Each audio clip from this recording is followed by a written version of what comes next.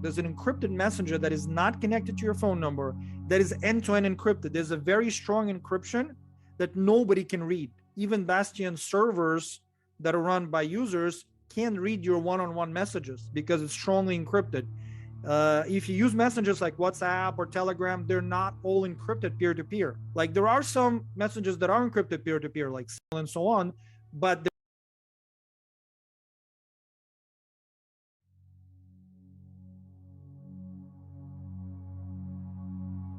there's an encrypted messenger that is not connected to your phone number, that is end-to-end encrypted. There's a very strong encryption that nobody can read. Even Bastyon servers that are run by users can't read your one-on-one messages because it's strongly encrypted. If you use messages like WhatsApp or Telegram, they're not all encrypted peer-to-peer. Like there are some messages that are encrypted peer-to-peer, like Signal and so on, but they're not integrated into a social network. So here you can actually invite your friends and you can have chats in here that are totally protected, that are not even connected to your name. Hey friends, Sean from SGT Report here. Thank you so much for tuning in. What happens if the powers that ought not be take down your favorite source for truth? Rumble, Odyssey, BitChute? Then what happens? A denial of service attack, or worse, a cyber attack as the enemies of humanity continue to warn is right around the corner. Well, I'm happy to present a very real-world solution to that problem. Before we start, just a quick word about our sponsor. A recent study by the NCCIH reveals CBD oil is linked with decreasing chronic pain. The study suggests that CBD reduces pain perception and improves mood. I highly recommend you give natural hemp oil a try. Natural hemp oil is excellent for promoting health and optimizing recovery. There's also no pesticides, herbicides, or chemical fertilizers, and it's GMO-free. Imagine how good you could feel with natural hemp oil. If you've been looking for a great way to relieve chronic pain, I think you're really going to love natural hemp oil. And you can get 20% off by using my promo code SGT. Just visit the website. I'll leave the link below. Hey friends, welcome back. Thank you so much for tuning in. It's Sean from SGT Report here. I have a real treat for you here, I think. I want to introduce you to a new concept, a new platform that's new to me. I'm not even on it yet, but boy, is my interest piqued. It's called Bastyon.com, as in bastion of free speech. And unlike all of the other platforms out there, Rumble would be a good example, which is certainly enriching and stuffing the pockets of those who first launched Rumble, as Rumble goes quasi-public and gets absorbed by a larger conglomerate. Bastyon is like Bitcoin. It's open source, and there's no central figure, no COO, no CEO, but I do have on the line Daniel Sachkov, and he's the lead developer of Bastyon, and I'm very delighted to have this conversation. How are you, Daniel? I'm well, Sean. Thank you for having me. Love your show. Well, thanks for coming on, and thanks to Sarah Westall for introducing us. I'm really delighted to have this conversation with you because as we're speaking today, the New York Times finally discovers free speech after years calling for big tech censorship. Yes, the same people who said the Hunter Biden laptop was Russian propaganda, Russian disinformation, was not a legitimate laptop. Now, of course, they are admitting it is, now that bumbling Joe Biden is president, which he ought not be. The New York Times editorial board declared Friday that people should be able to express unpopular positions without being canceled or shut out of public discourse.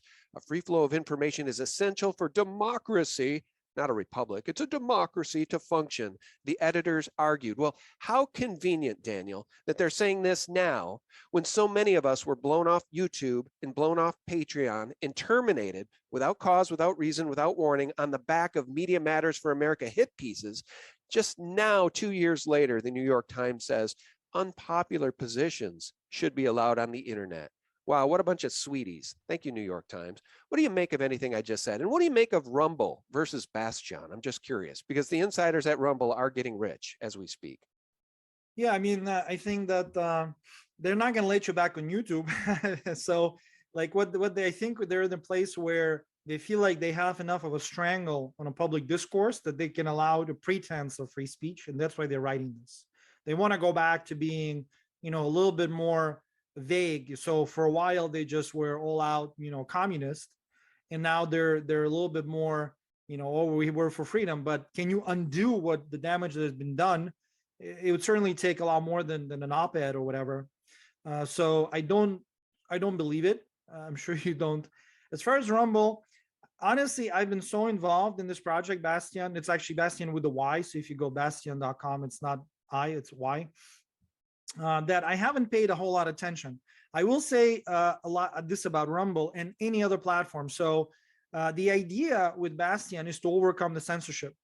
And that's a bit vague, but in about 15, 16, when I had this idea, I talked to people and they were like, oh, don't worry about it. You know, one blogger here or there will be banned, but it will not come to this. And I said, no. They're going to go all the way. And unfortunately, I think we're not even halfway to depend, there. I think it's going to get much worse. And the core idea of Bastyon, and this is talking about Rumble or Parler or whatever, is that I looked at these social networks, Facebook, Twitter, and I try to analyze analytically what are the core problems that make them so pernicious, right? And I think we'll agree that they're pretty bad for society, for discourse, and a lot of people like to hate on personalities, right? Zuckerberg, Jack Dorsey, but it's really much deeper than that. The deep analysis shows that these corporate platforms will all go through the same life cycle, and Rumble is not going to be different. It's really doesn't depend on who founds it. A founder could be a great person, freedom oriented, whatever, but the life cycle of a platform is that it always gives you something. It gives, loses money, takes VC money or whatever to do that. And it gives you great service. It gives you very fast video. Everything loads because there's huge expenses, as you know, with the video platforms. And then everything works great. And then at some point they start to take it back. So first they take it back in money, advertising and so on. But then they get to a very simple realization, because they really become really big. They become quasi monopolies. So they can acquire any competitors, right? Like Facebook acquired WhatsApp, acquired Instagram. And they can say, okay, why do I even need to do, this advertising? I don't need to focus on that. I can actually own your mind, right? And there's a Israeli professor, I forgot his name, but he's an advisor, I think, to a lot of these entities. He said, we have to abandon the idea of humans being, free will creatures. Human is a hackable animal, as he says. We can hack your brain. So the platform that is quasi-monopoly, that feels like it, basically owns you, can now try to hack your brain. That's what they've been pretty much doing. The question becomes, is it Rumble or whatever? Remember Twitter, when it started, Jack Dorsey said, well, if there's a free speech wing of a free speech party, Twitter would be it, right? So he was supposedly very freedom oriented. WhatsApp was started by Brian Acton, who was a freedom speech activist. And still, when WhatsApp was presented with $19 billion, he caved, right? And then later he said, I don't sleep very well. I sold my users down the river. But the point is that it's not about this or that person. It's the nature of a corporate platform that will always sell out its users in the end, will try to control them. So, and Rumble, I think, is no different. Doesn't matter who's behind it. Like you talked about the IPO, I read those news. It is going to be owned by the same investors that own Google, essentially, and so on. It's going to be doing the same thing. It's going to be doing that same thing when it deems appropriate, right? When they feel that their position is quasi-monopolistic, they're going to do that. And by the way, over the last 20 years, there was, those corporations could get free money from the Fed, right? So we didn't have that in history. So not only have the internet, which is a very powerful leverage mechanism, you have the Fed money that made those platforms like ubiquitous, all encompassing. And when they start to control you, not when they feel like it, but when they feel it's the right time, they can do that. So my fear is that with any corporate platform, that time is going to come sooner or later. So whatever time you invest in the platform, you have to understand that if it's a corporate platform, it will happen. And I'm not against business, right? I'm for free markets, but we don't have free markets in the United States for a long time now. Right. These corporations are not free market mechanisms. These are, they're monopolies. They're 100% monopolies. And that's exactly what Rockefeller always wanted. He wanted to have monopolies. He never wanted a fair and open competition in the marketplace. Because there's always be creative destruction and so on. Yeah. And so destruction, they don't want that. And that's what we get now. And Jack Dorsey, in my view, is a demonic entity when it comes to free speech. just as the CEO of Patreon is Jack Conte, a complete total douchebag. And I use that term specifically because I cannot stand that man. He does not stand for anything but lining his own pockets, and Media Matters for America, because Patreon banned a bunch of people, including me, about 2 years ago on the back of another Media Matters for America hit piece. And guess what? The hits keep coming. Let me do another screen share. You think you're safe on Patreon just because you survived a couple of purges that took me and others out?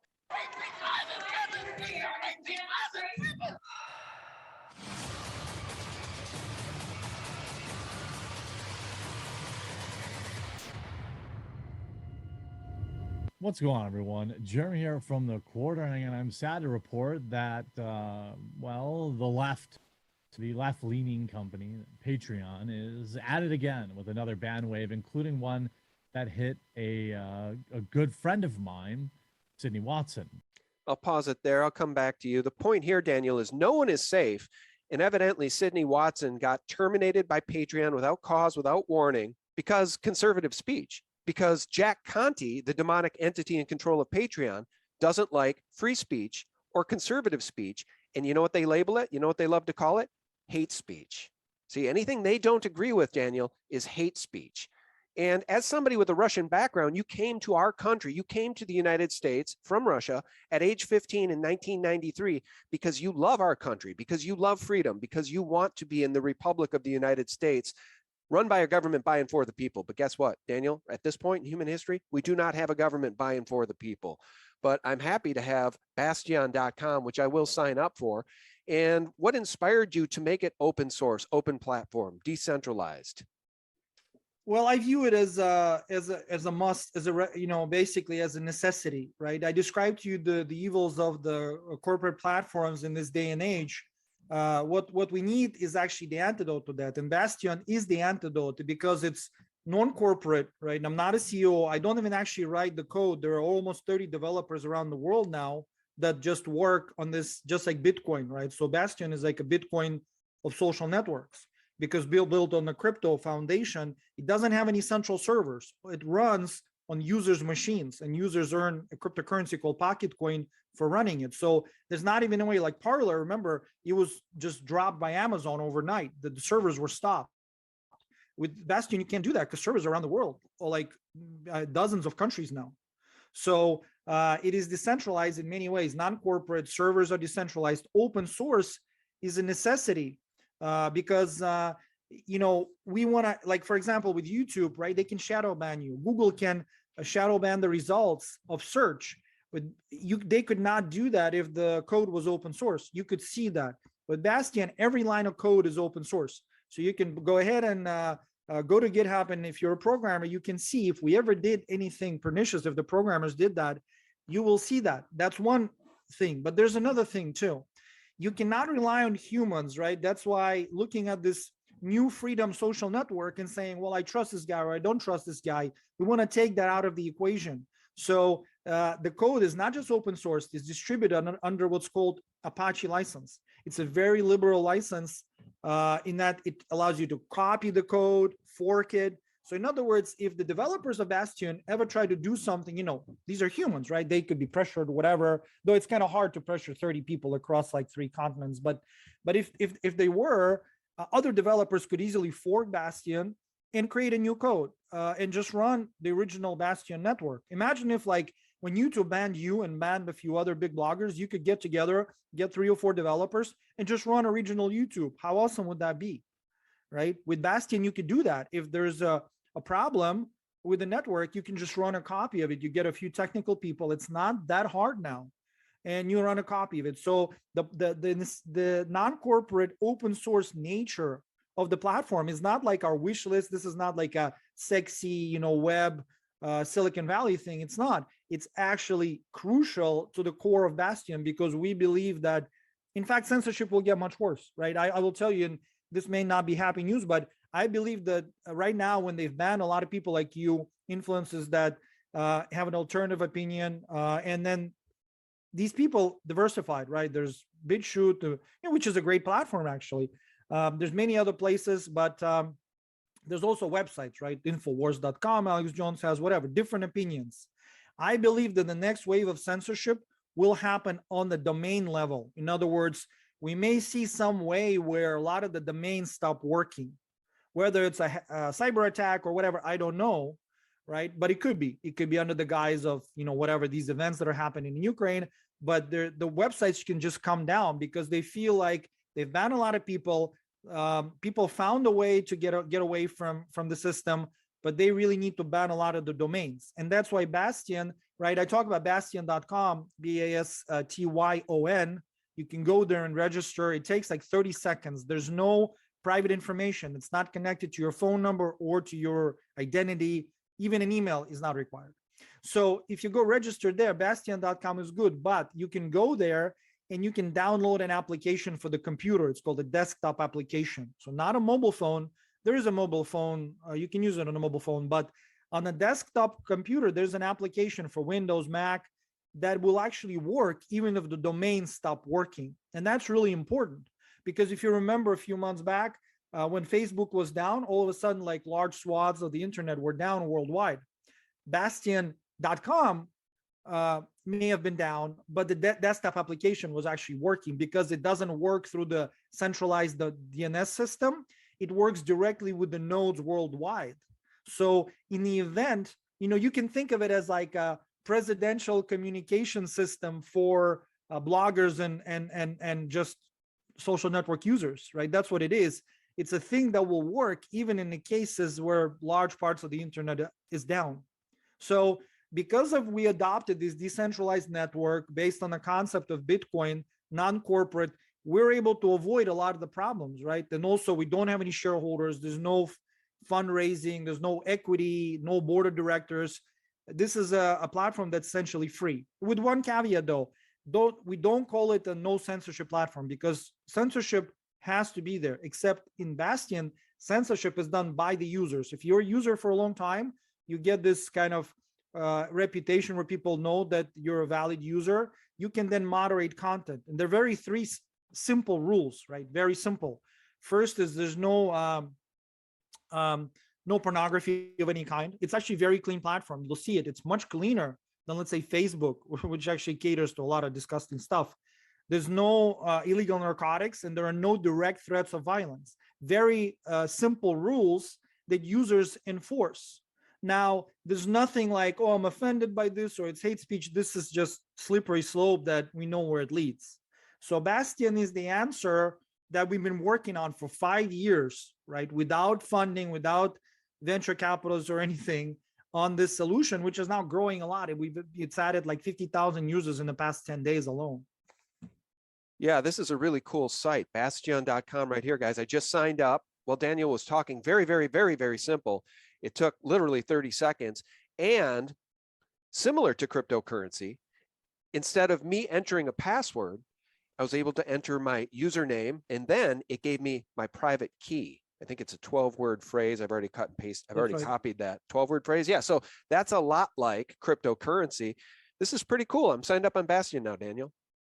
Yeah, so the private key is very, very important. By the way, email is not required. It's optional because you can enter it only to receive news. It's not connected to your account in any way, and it's optional.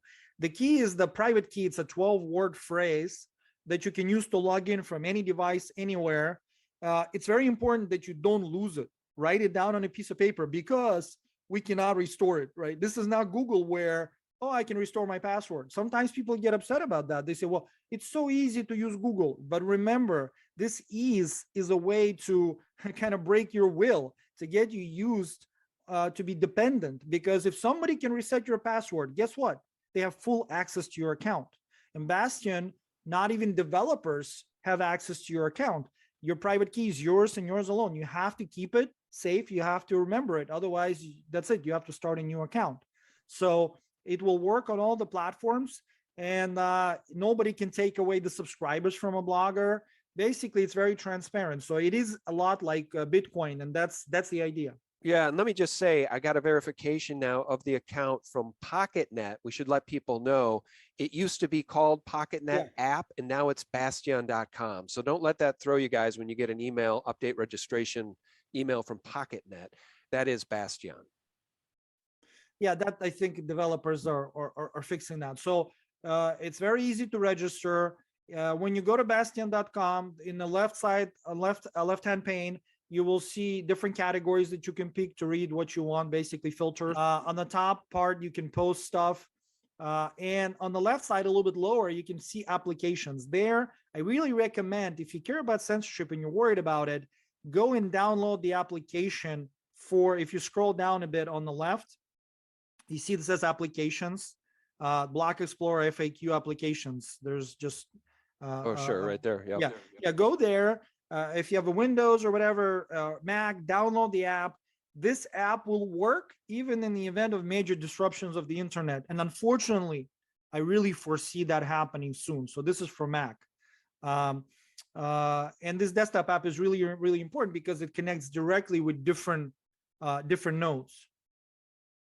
In fact, I will tell you, I don't know if you remember this, there were a few months ago, there were events in Kazakhstan, which was kind of like, who knows what it's called, revolution or something. There were major upheaval and government blocked the internet. But you know what? In these cases, government didn't block all of the internet, because if they blocked all of the internet, they couldn't communicate them. A lot depends on it, right? This would be chaos. They blocked the DNS, meaning that the websites didn't work. But the Bastyon desktop app actually did work. There was a user from Kazakhstan that posted a video of going to different websites which didn't load. Even Bastyon.com didn't load, but they went to the desktop app and they were able to actually read the news. So having that desktop app, again, it's like a presidential, communication service for you and your bloggers you follow. It could be, it's fun to use every day, but it could also be very, life-saving in the situation where there's no other sources of information. Yeah, this is really cool. I'm really glad we're having this conversation. I will put Bastyon on my radar, and I will try to start posting there as well, because I see the value here. Because as I mentioned, Rumble is really becoming a bit of a guerrilla, because even Locals co-founder Dave Rubin has rolled Locals into Rumble. So it's become kind of its own conservative conglomerate. And I'm here to tell you, I don't know if they treat all of the producers of content the same way. I feel like there's certain producers who are always on the front page being promoted by Rumble, and that's just an aside. By the way, BitChute, my hat's off to Ray over at BitChute. I really do like BitChute. And in December, Daniel, you'll appreciate this, because so many people are moving away from YouTube because their favorite content creators are no longer there. In December of this last year here, BitChute had 44 million visitors.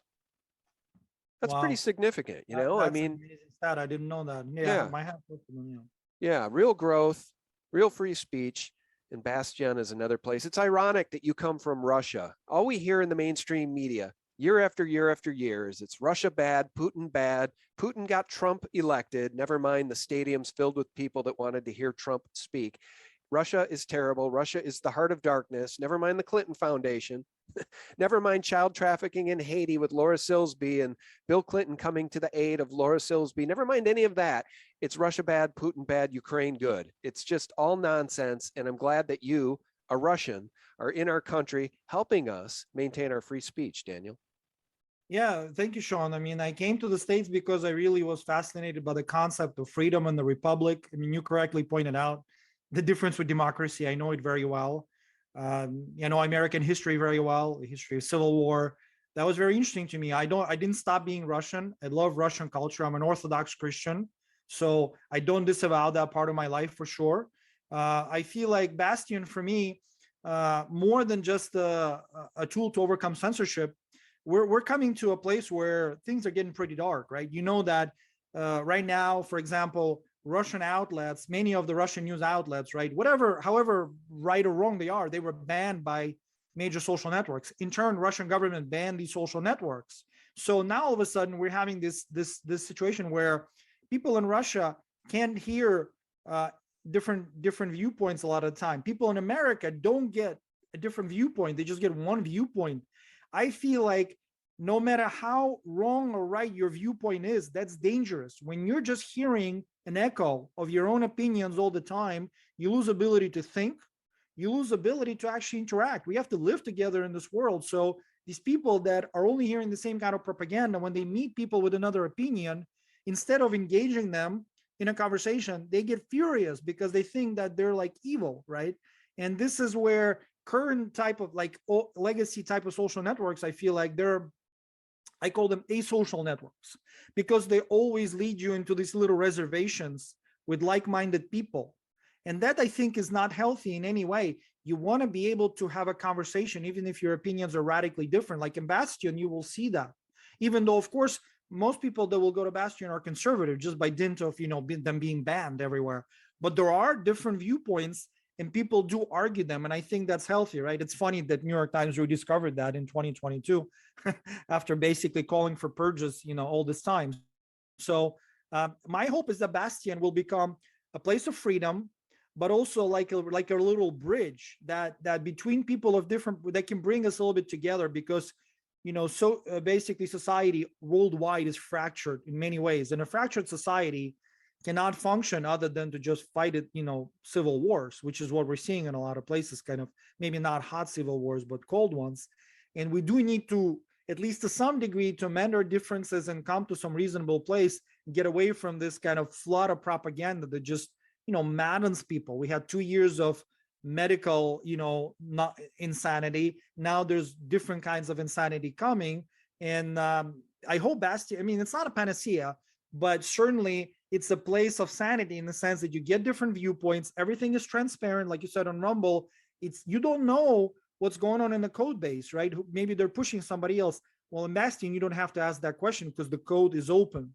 And I feel like why did Bitcoin become so prominent, right? It's not about speculation and all that. Certainly there is speculation, but Bitcoin became successful because we're living in an increasingly, opaque world, in very fast changing world.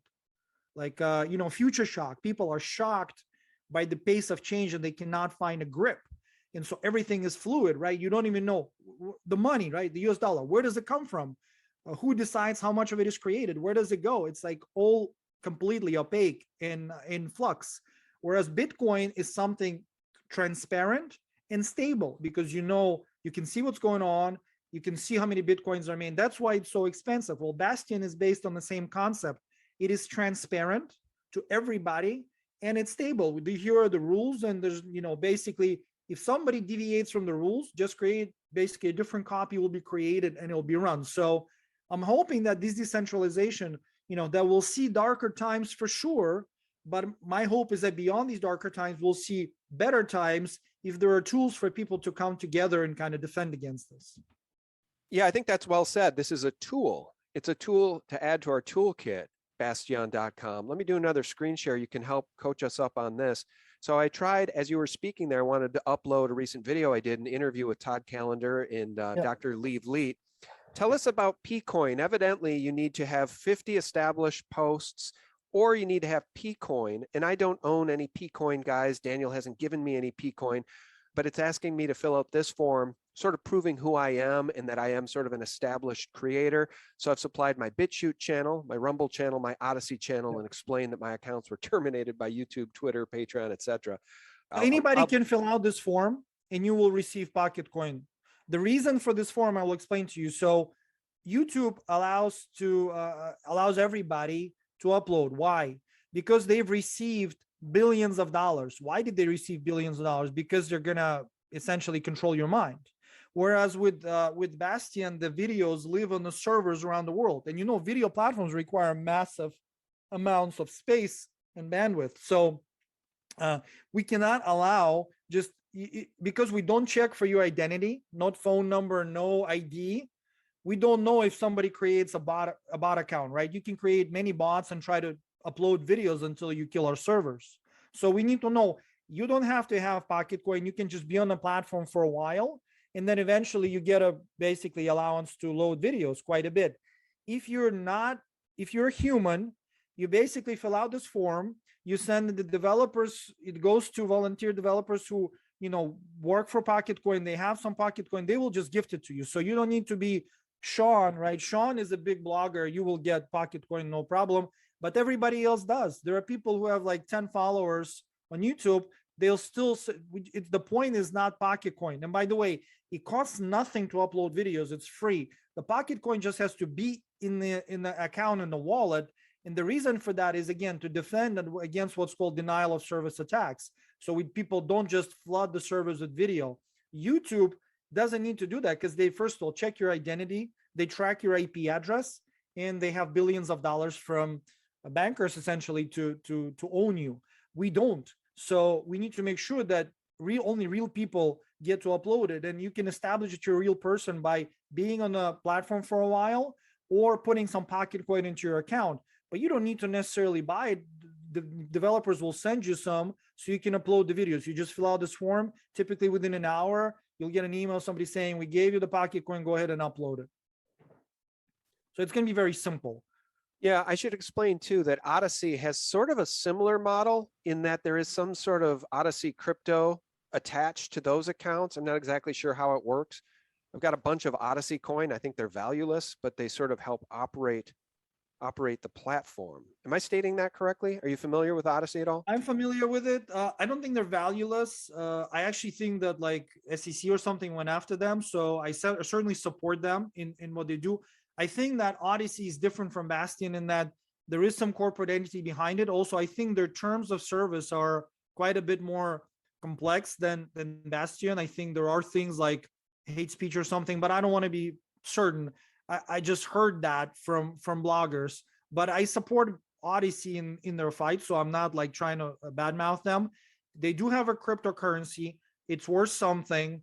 I don't know what it's worth right now. And I don't know how you upload the video there, but the concept overall is somewhat similar. The difference is that Odyssey is a corporate platform. I think they did some fundraising maybe, which is a bit different than Bastyon. Not a bit, but fundamentally different from Bastyon. Yeah, I didn't know that. So you say the SEC went after Odyssey? I guess that makes sense. That's right. I just went in to look at right. Odyssey. They call them credits. And I went in to hit the buy just to see what the symbol was. And it says, sorry, the service is currently unavailable. See, of course, the criminal SEC would target Odyssey. Meanwhile, JP Morgan and Bank of America are allowed to sell billions of paper ounces of silver and gold into the market on a daily basis to cap the price. And Gary Gensler, the former head of the CFTC, now the head of the SEC, does nothing to stop the real criminality. And in addition to that, notice, isn't it interesting, Daniel, that there's a Bitcoin futures ETF, but there cannot be an actual Bitcoin ETF that settles in actual physical Bitcoin, real Bitcoin. Why? Because Gary Gensler cares so much about the little guy, which is preposterous. These people are I'm so sick of this demonic, crooked system, Daniel. And at the end of the day, Daniel, that's why we should be supporting guys like you and platforms like Bastyon. Yeah, thank you. And I think Bastyon is something that you will really need. It's fundamentally different. You mentioned a lot of platforms, and a lot of them are good in their own way, but they're all kind of in the vein of YouTube and Facebook anyway, right? They're just corporations, but with good guys, right? But the good guys can go bad or can be convinced to go bad, right? The thing with Bastyon is that there are some, let's say, safeguards against people manipulating the platform or basically killing it, right? Because you can fork it and create a new version, which actually there are developers now working on alternative versions of Bastyon. And that's cool because let's say all your followers, Sean, on Bastyon, they will work on all of these forks. So if you fork Bastyon, create a new version of it, you keep all your subscribers. You will never lose them. You know, when you're on YouTube, the subscribers are not yours. They're YouTube subscribers. They just allow you to peruse them temporarily, right? You peruse them until they decide that it's enough. Then they stop showing your videos to your own subscribers. Yeah, that's right. Let me just back you up there and say, as it pertains to YouTube, when they purged my account, they terminated my account in October of 2020 without cause or warning. I had no community guideline strikes. I had 740,000 subscribers on one channel, over 100,000 subscribers, I think 130,000 or so on the other channel. And I never got those user emails. So you're right. They were my subscribers, but they were essentially the property of YouTube, right? I didn't get to contact those people to even let them know, right? To even let them know where they could find my work after YouTube terminated my account, in my view, illegally, which is why we're still trying to sue YouTube and Google over that illegal criminal purge.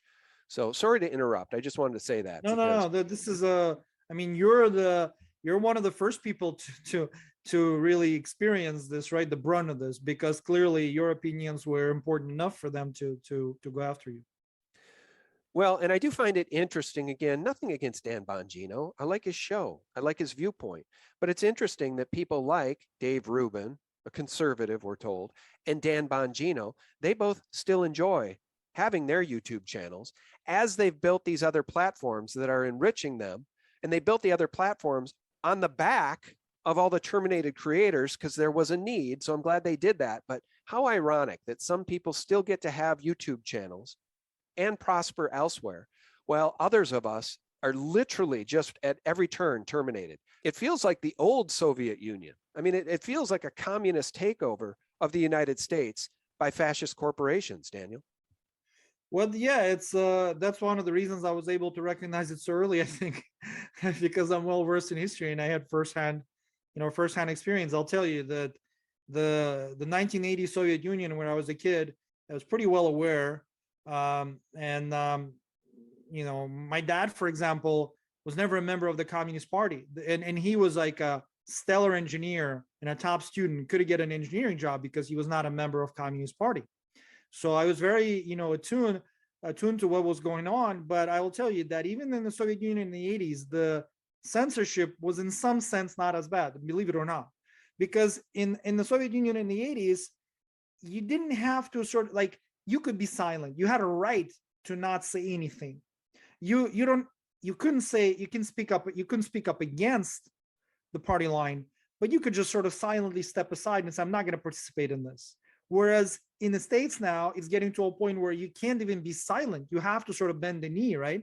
And which is going further, much further than like in the Soviet Union, for example, there was no attacks on family, right? The family wasn't touched. So I noticed the same totalitarian notes, but it's like a really different rhyme this time, a different theme, which to me is really, really scary.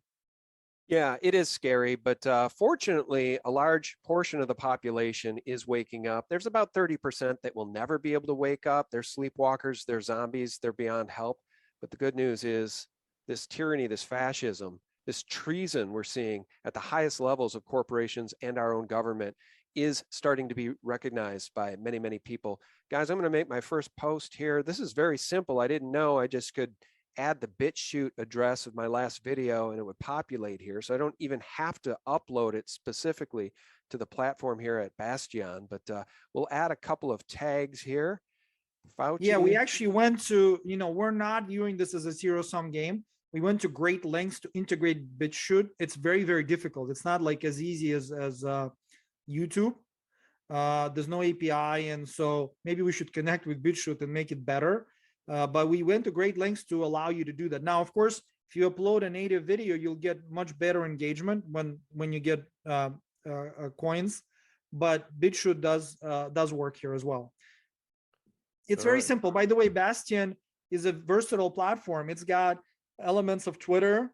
It has video like YouTube.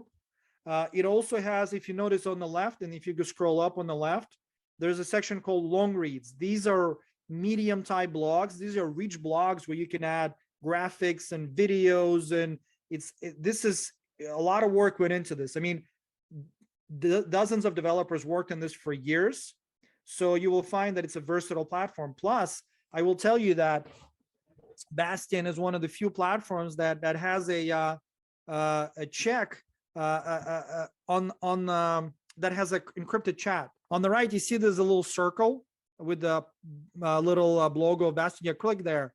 This is just a little notification that you can create chats. If you click on that, just click on the welcome, go there. You'll see that it explains that these messengers, there's an encrypted messenger that is not connected to your phone number, that is end-to-end encrypted. There's a very strong encryption that nobody can read. Even Bastyon servers that are run by users can't read your one-on-one messages because it's strongly encrypted. If you use messengers like WhatsApp or Telegram, they're not all encrypted peer-to-peer. Like there are some messages that are encrypted peer-to-peer, like Signal and so on, but they're not integrated into a social network. So here you can actually invite your friends and you can have chats in here that are totally protected, that are not even connected to your name, if that makes sense. Yeah, that's really cool. That's super cool. Well, I think the result of this interview will be probably hundreds of people coming over and signing up to Bastyon, people that hadn't heard about it prior to you coming on my little show here. So I really appreciate what you've done there, Daniel, and I appreciate the education today. Is there anything else you wanted to cover that we missed? No, that's it. Thank you, Sean. And it's kudos to all the developers. I mean, I designed, I'm a math geek. I designed this concept, but there are lots of people who behind the scenes worked on this to make it happen. And new developers are joining all the time. If you're a developer that works in, that's a pretty strong developer in, let's say, C++ or JavaScript, you can email core@bastyon.com, and you can join the team as well if you want to, support the freedom. Very cool. That's core, C-O-R-E, at Bastyon.com, Bastyon.com. That's right. Very good. All right. Well, we have a lot of patriots and a lot of dedicated digital soldiers out there following my work and the work of so many people who have been kicked off of YouTube. So you may get some emails regarding that, but I think you're going to get a lot of people signing up over at Bastyon.com. That's the bastion of free speech. Our guest has been the lead developer, Daniel Sachkov. Thank you, Daniel. Thank you, Sean. All right. And God bless, friends. Thanks so much for tuning in. As usual, a special thank you to our subscribe stars. Remember, we've been kicked off of Patreon. They're so vicious. And to our members at sgtreport.tv, where we have a dedicated server beyond the reach of Big Brother. I want to thank all of you for keeping us in the fight for truth and real news. And for real news every single day for free, visit us directly at sgtreport.com. That's the antidote to corporate propaganda. And the sister site, thephaser.com, where I hand select video that I think you'll appreciate and might have a hard time finding otherwise. And of course, last but not least, thelibertymill.com. God bless you and your family, friends. Bye-bye.